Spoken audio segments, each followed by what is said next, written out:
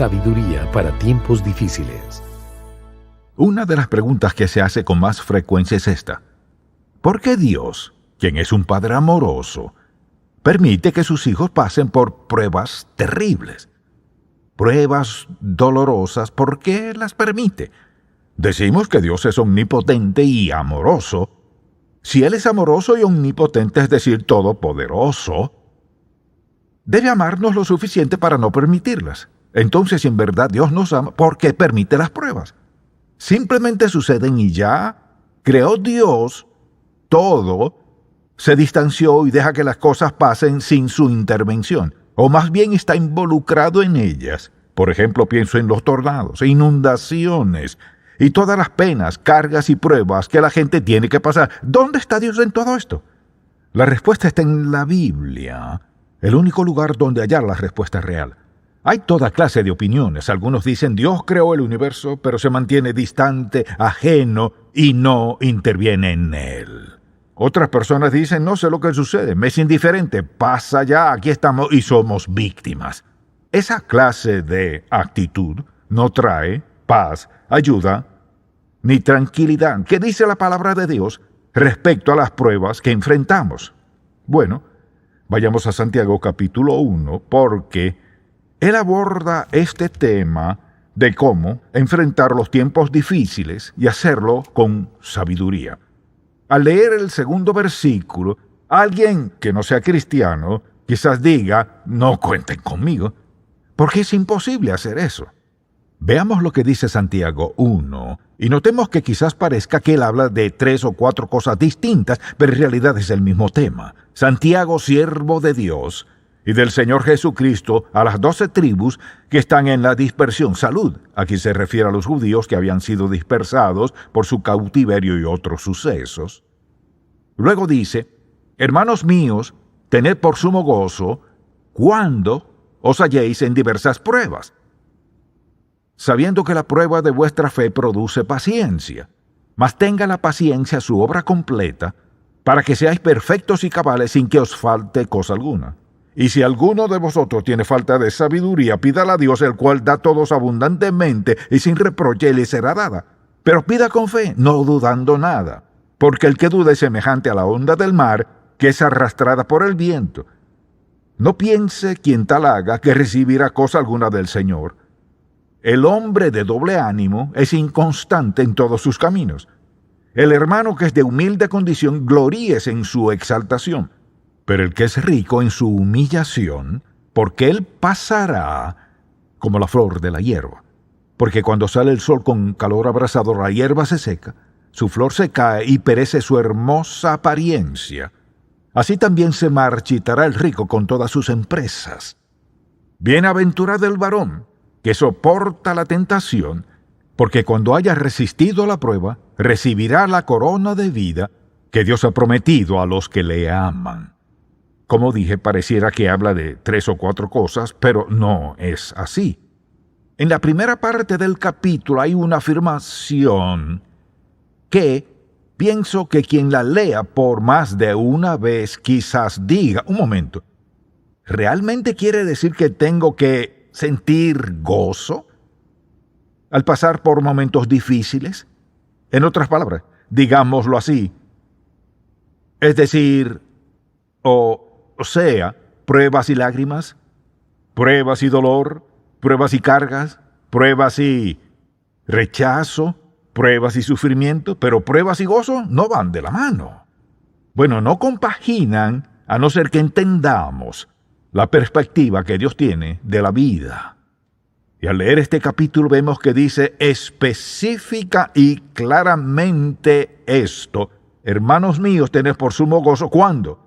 No dice si acaso, sino cuando os halláis en diversas pruebas. Note que habla de diversas pruebas. Eso lo abarca todo. Toda clase de dificultad, adversidad y prueba que pasamos. Afirma, cuando os hallarse en pruebas, es que ellas vendrán a nuestra vida, situaciones repentinas que no necesariamente hemos ocasionado. En esas pruebas dice, debemos gozarnos. Y aquí Santiago no se refiere a un sentimiento alegre y frívolo. Se trata de la sensación interna de calma, quietud, paz, tranquilidad y seguridad, que es mucho más que solo aplaudir y decir, estoy feliz por esta prueba. Eso no es lo que dice Santiago. Es algo mucho más profundo. Note cómo lo expresa. Dice, tened por sumo gozo cuando os halláis en diversas pruebas, sabiendo que algo sucede. Así que mire, es lo que sabemos durante esas pruebas lo que marcará la diferencia y definirá si podremos superarlas o no. Todos podemos recordar alguna prueba que hemos tenido. Pienso en la gente que ha pasado por tantas pruebas en lo que respecta a los desastres naturales y calamidades que han ocurrido en la actualidad, aún en este momento. Tienen razón para cuestionar un momento. ¿Cómo voy a gozarme por todo esto? ¿Cuál es nuestra actitud? ¿Cuál es la actitud correcta al pasar por las dificultades de la vida? Bueno, al pensar en esto, considero lo que dice Dios en este pasaje y me hago esta pregunta. Primero afirma, tened por sumo gozo. Luego pareciera que cambiase el tema a sabiduría. Realmente no ha cambiado el tema. Lo que quiere decir es que para poder entender las pruebas y hacerlo de manera que podamos tener ese profundo sentido de gozo en nuestro ser a pesar de las circunstancias, necesitamos tener sabiduría. Necesito sabiduría para saber cómo verla. Definamos lo que es sabiduría. Y la Biblia dice que el principio de la sabiduría es el temor a Dios. La sabiduría es ver las cosas desde la perspectiva de Dios y reaccionar a ellas conforme a los preceptos bíblicos. No es suficiente ver las cosas como las ve Dios. Debemos actuar conforme a quienes somos como seguidores de Cristo y acorde a lo que dice la Biblia. Así es tener la perspectiva de Dios y seguir los principios bíblicos que Él nos da. Al hacerlo, por ejemplo, queda de manifiesto que podremos evaluar las circunstancias a la gente para tomar decisiones acertadas. Asimismo, podremos basar nuestras decisiones en las experiencias vividas, la situación presente ahora y nuestros planes futuros. Pero al recordar diversas situaciones pasadas en el pasado, vemos cómo Dios ha actuado en nuestras vidas. De igual manera, si somos sabios, debemos preguntarnos, ¿qué desea Dios que hagamos en una situación en particular? Sabiduría, ver las cosas desde la perspectiva de Dios y responder adecuadamente. Ahora, la sabiduría nos capacita a enfrentar las pruebas confiada y triunfalmente. Por eso dice Santiago, ¿sabiduría para qué? Así que Dios nos da sabiduría para capacitarnos para enfrentar tiempos difíciles y salir, bendecidos, no destruidos, ayudados, no impedidos, expresando su amor, no su disgusto. Entonces esto se adapta para cualquier prueba que enfrentemos, no importa lo que sea, porque habló de diversas pruebas. Ahora, pensemos por un momento en ¿cuál es el propósito de Dios al permitir estas dificultades en nuestra vida? Bueno, en primer lugar, ¿cuál es su fin? Probar nuestra fe. Mucha atención a esto. La palabra que Santiago utiliza aquí es el término o vocablo griego dokimion, que quiere decir una fe aprobada. Y si vamos, por ejemplo, a 1 de Pedro 1, versículo 6, dice así, versículo 6, en lo cual vosotros os alegráis, aunque ahora por un poco de tiempo, si es necesario, tengáis que ser afligidos en diversas pruebas. Afligidos por ellas. Escuche lo que dice. ¿Para qué?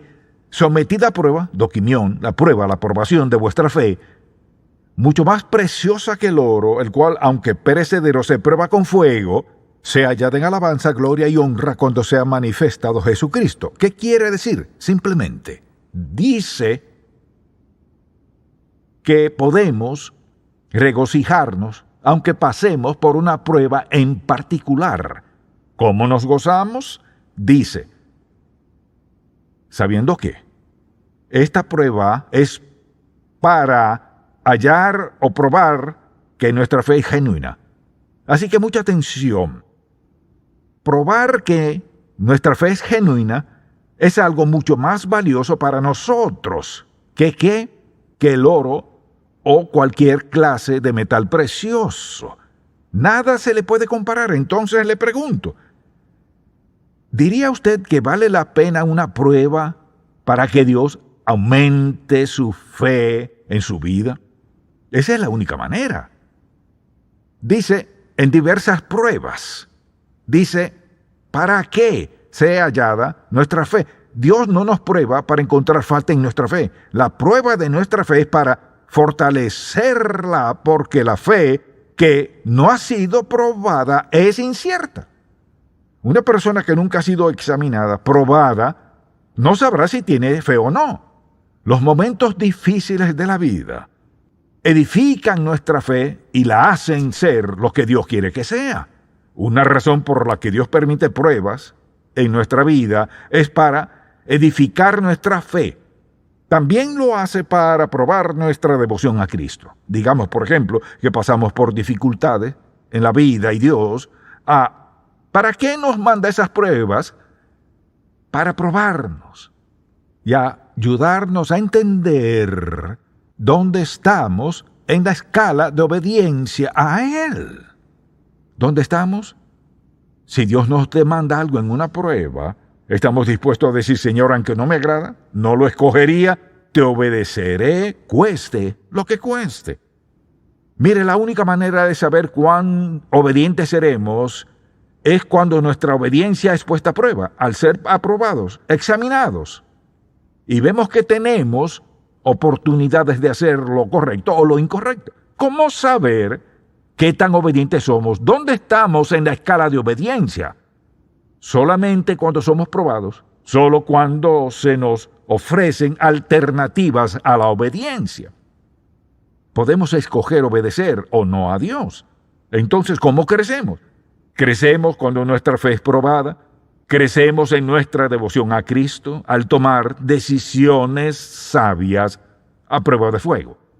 Otra de las razones por las que Dios nos manda pruebas, mucha atención, es porque le dan una oportunidad de demostrar su amor por nosotros, demostrar su poder en nuestra vida y demostrar su intenso cuidado y amor por nosotros. Si todo saliera como queremos y no tuviéramos que pasar por pruebas ni adversidad, lo damos por sentado.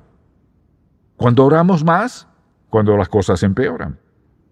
Entonces, y una razón por la cual debemos ser sabios es para reconocer el hecho de que a veces Dios crea una situación en nuestra vida en la que puede demostrar algo. Puedo darte ese empleo, 25 personas lo han pedido, pero te lo daré a ti. Puedo suplir tu necesidad, aunque no tengas idea de cómo será posible. Puedo sanarte pese a tu diagnóstico negativo. Es decir, Dios está haciendo algo bueno en nuestras vidas, no importa cuáles sean las pruebas. Al pensar en esto, considero que siempre uno de sus propósitos es desarrollar en nosotros un carácter como el de Cristo.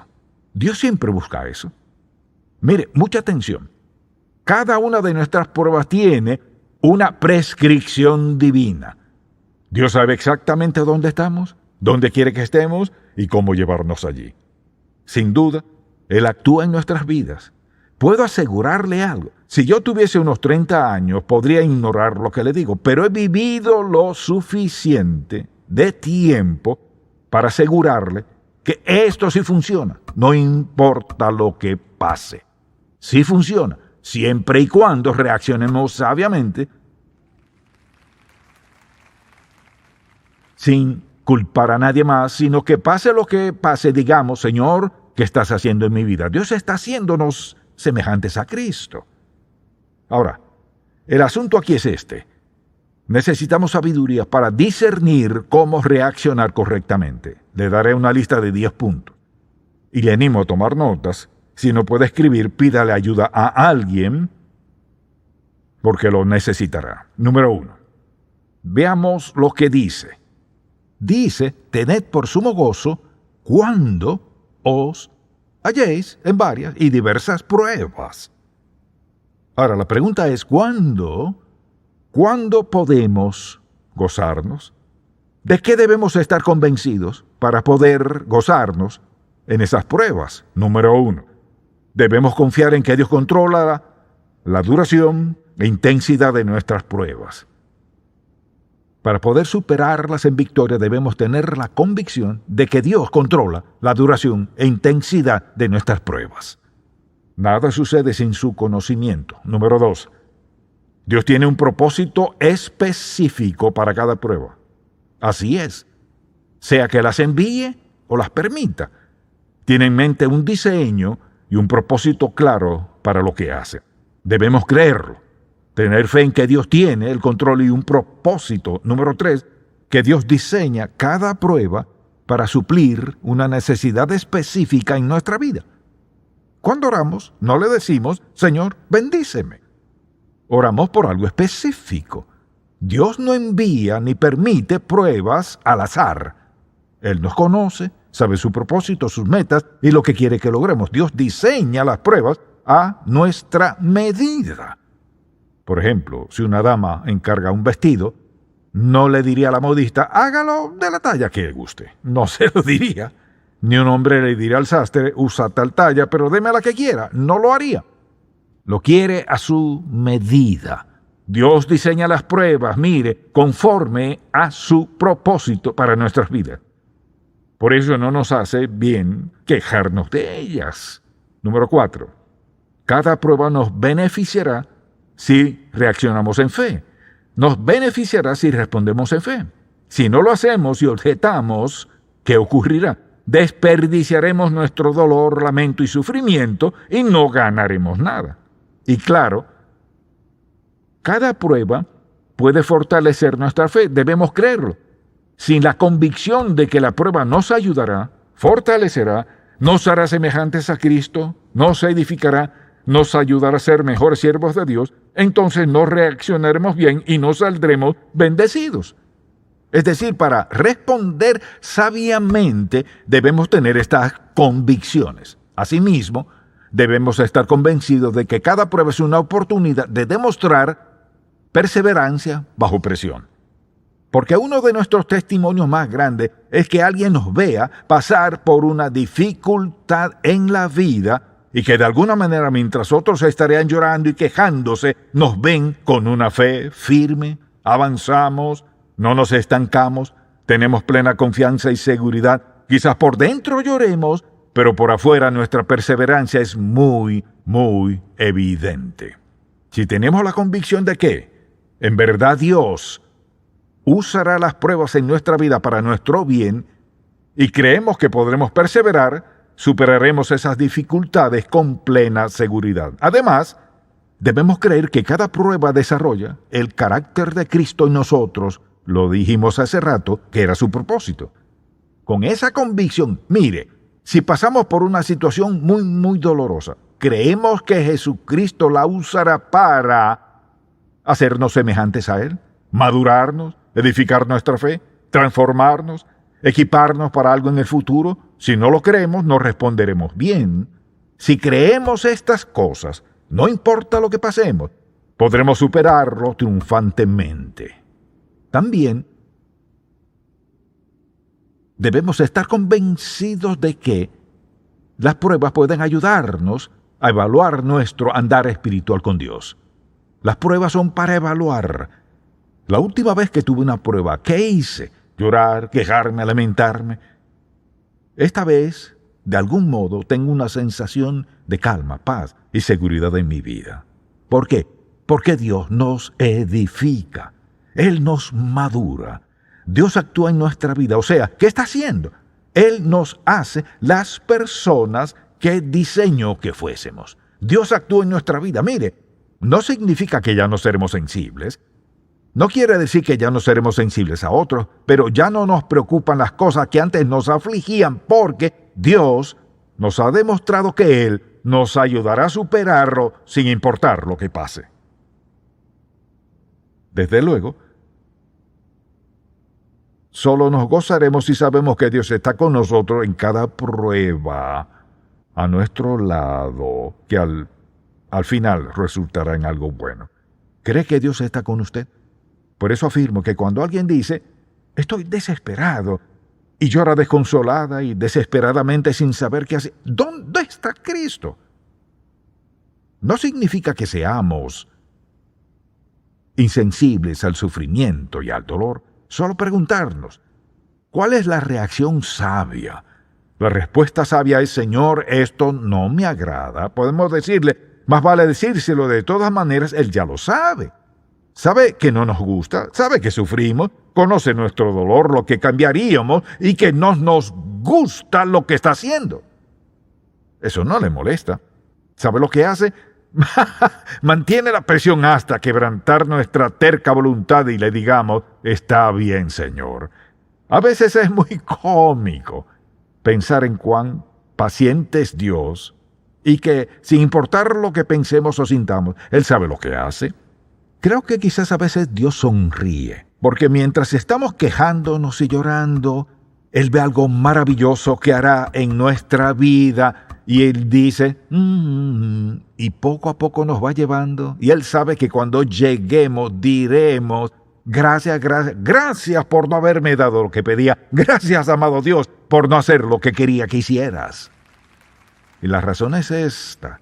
Dios nos ama tanto para sucumbir ante nuestras quejas, porque tiene algo grande para nuestras vidas. También debemos creer que podemos vencer toda prueba con la gracia y el poder de Dios.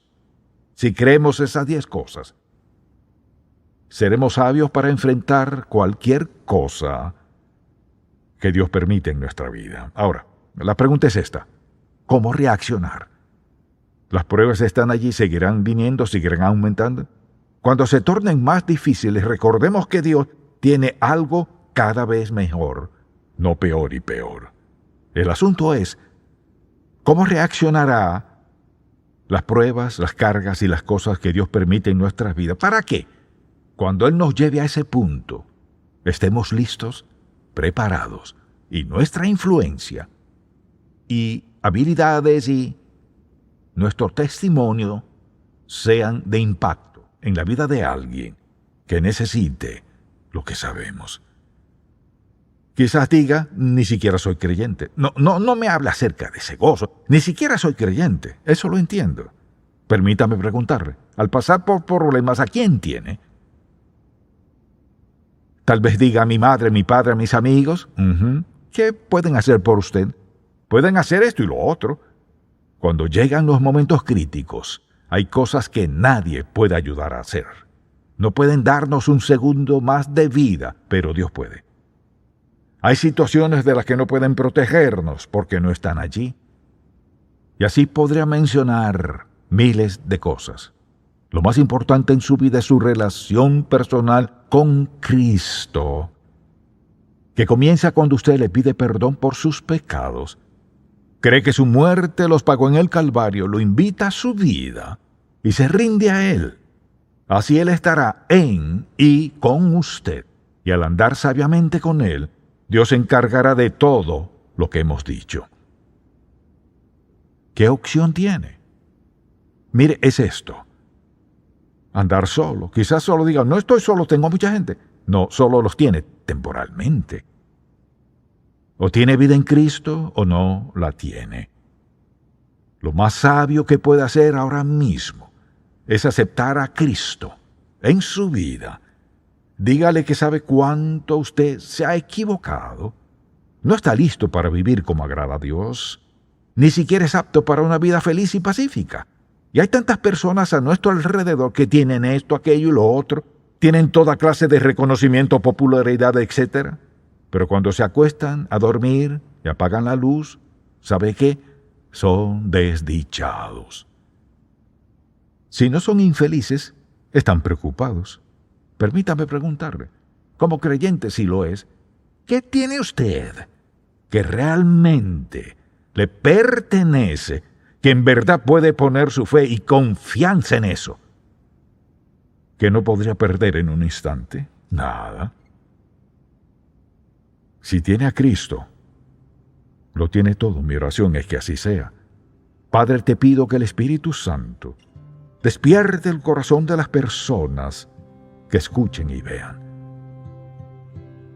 que han sido engañadas a creer que están bien, cuando la única esperanza del cielo es Cristo, cuando el único amigo verdadero y eterno es Jesucristo, el único que puede atender todo aspecto propósito de nuestras vidas es Cristo. Concédeles sabiduría simple para decir sí en este mismo instante. Te damos gracias en el nombre de Jesús. Amén.